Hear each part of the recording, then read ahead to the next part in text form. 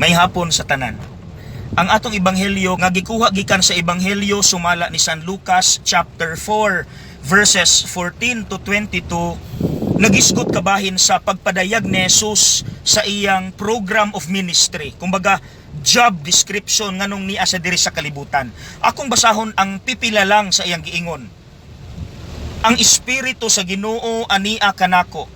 Gidihugan ako niya aron pagsangyaw sa maayong balita ngadto sa mga kabus, etc. etc.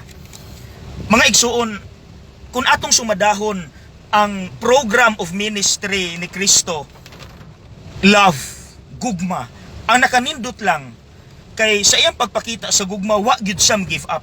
Bisan pag gisalikway siya.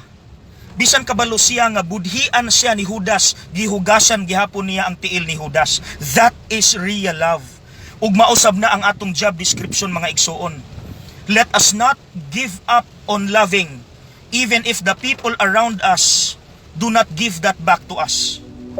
Even if what is returned back of our love is rejection, criticism. Kanang nagtrabaho ka sa opisina, kanang nagtrabaho ka sa inyong simbahan, gihatag nimo ang tanang kamaayo pero ang ending ikaw ra gihapoy sayop, will you give up on loving? Ikaduha ka ng mga ginikanan, gipadako ninyo inyong anak pero pag-abot sa panahon nga sila nanagko, wala nila gi-acknowledge ang inyong kahago, usahay kamo pay basulon sa ilang problema, will you give up on loving? Do not give up on loving. Kay mausab na ang atong job description, mausab na atong program of ministry.